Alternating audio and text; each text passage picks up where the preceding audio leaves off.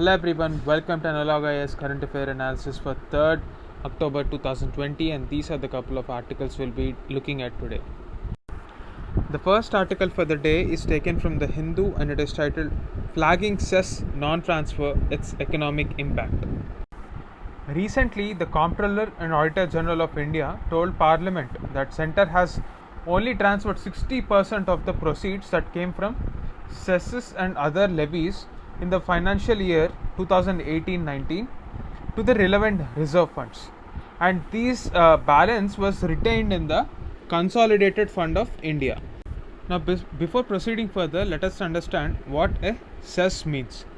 For example, if the government includes a cess of 3% on an object for a particular purpose.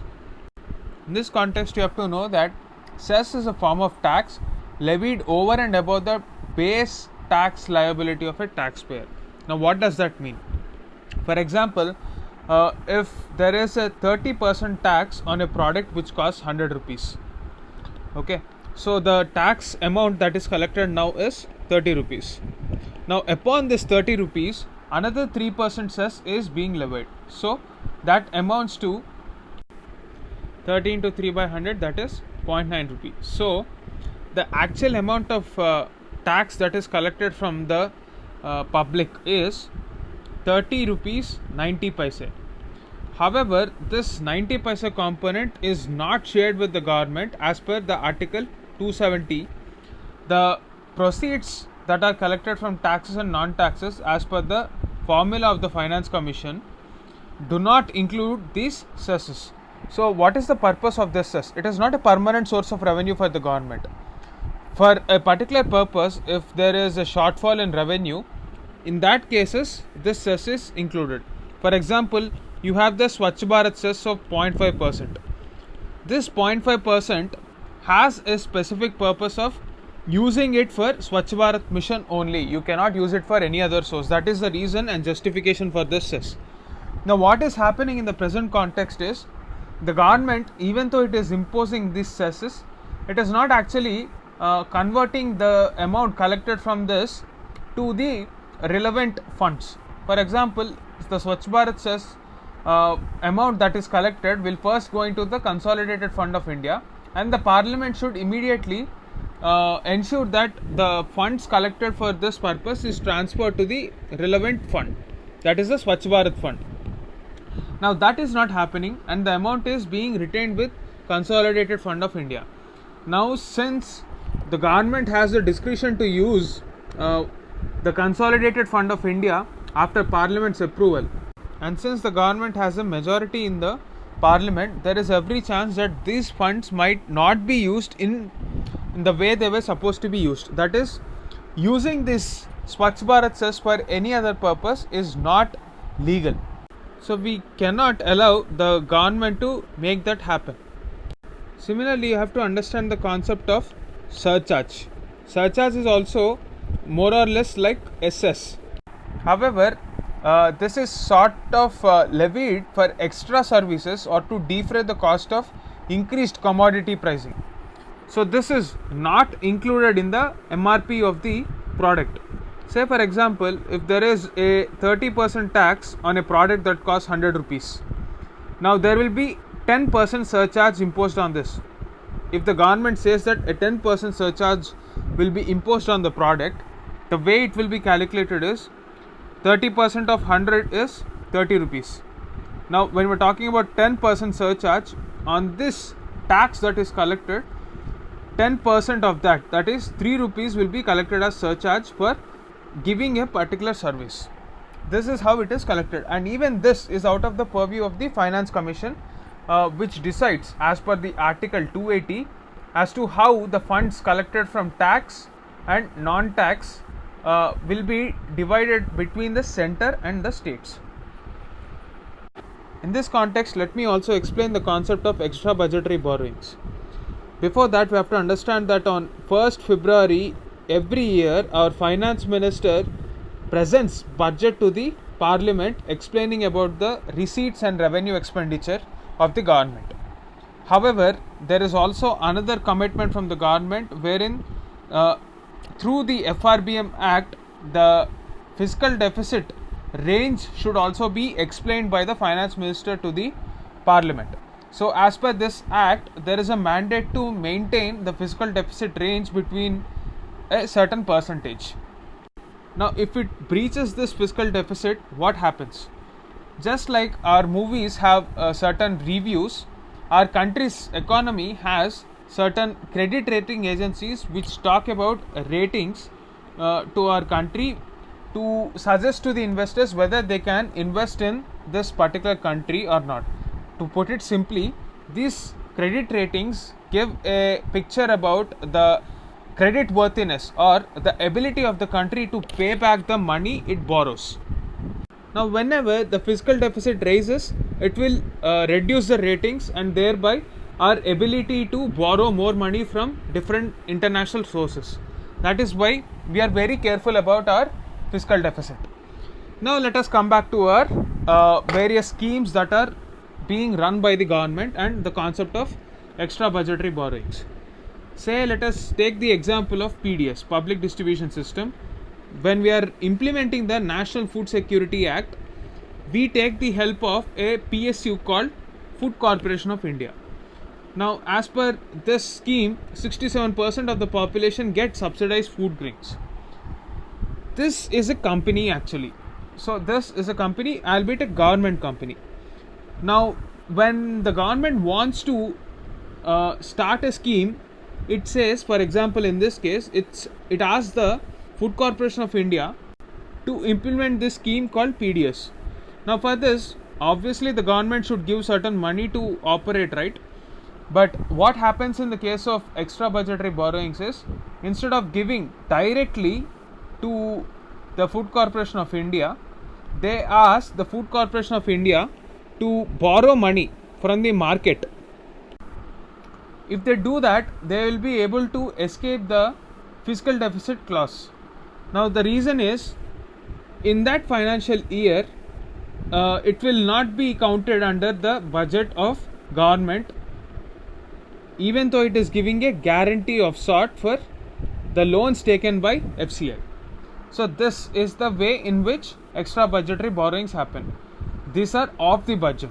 However, you have to keep a note that even though it is not counted in the extra budgetary borrowings, it is definitely a part of the government debt.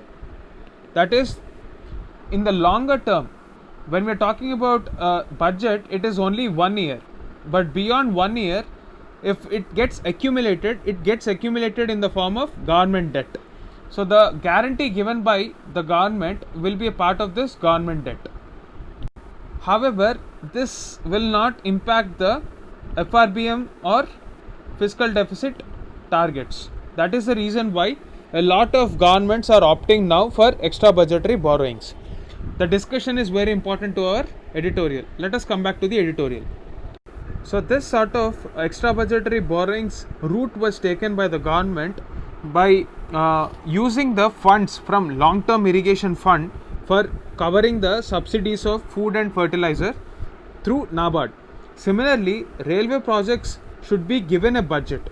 However, the government has utilized the Indian Railway Finance Corporation and its borrowings to fund these railway projects. So all these are a part of extra budgetary resources. Now, the transfer of cess revenue to public accounts is a method to hide the budget and show lower revenue and fiscal deficits. So this shows that there is a huge problem of transparency with respect to the way the government has been functioning.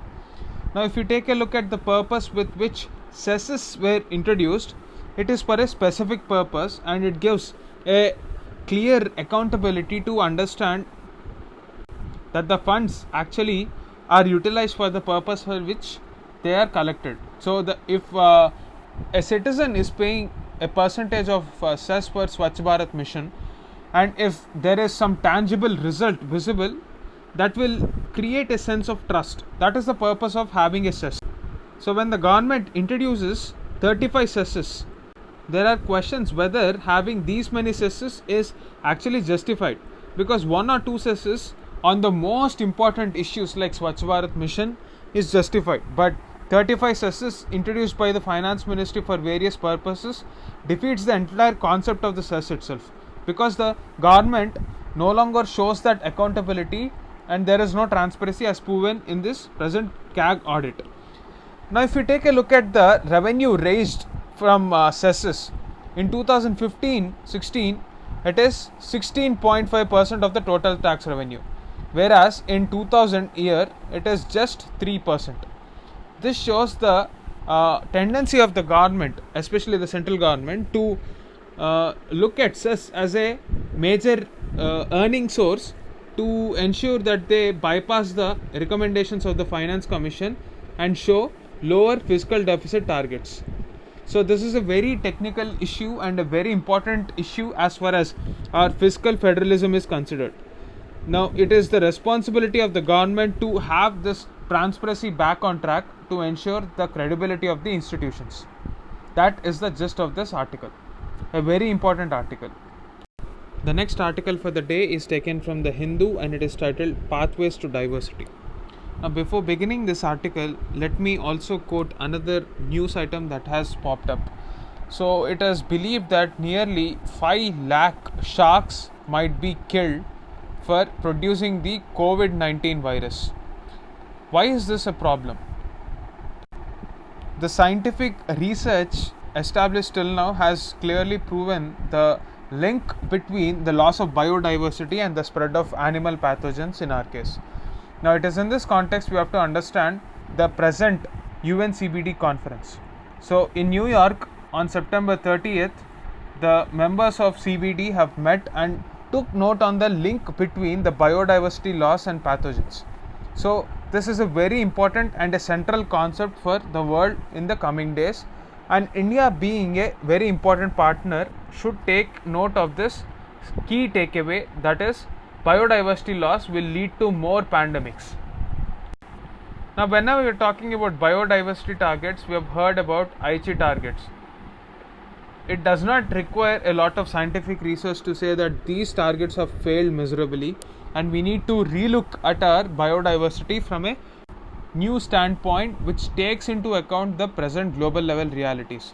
We have evidence that the UN Global Biodiversity Outlook report also says that none of these 20 targets which were envisioned under the Aichi targets have been completely fulfilled.